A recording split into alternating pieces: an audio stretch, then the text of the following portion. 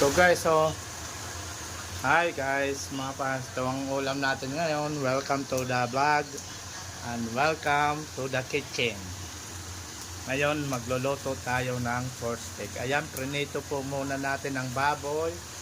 Tsaka meron po tayo po ginatang langka guys. Ito po, ginatang langka. Yan ito.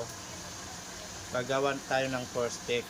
Pag ako gumagawa ng pork steak, binababad ko muna sa toyo kalamansi. Ito guys, yan guys, pork steak yan guys. Ayan, binababad ko muna yan. At saka yan gatang langka.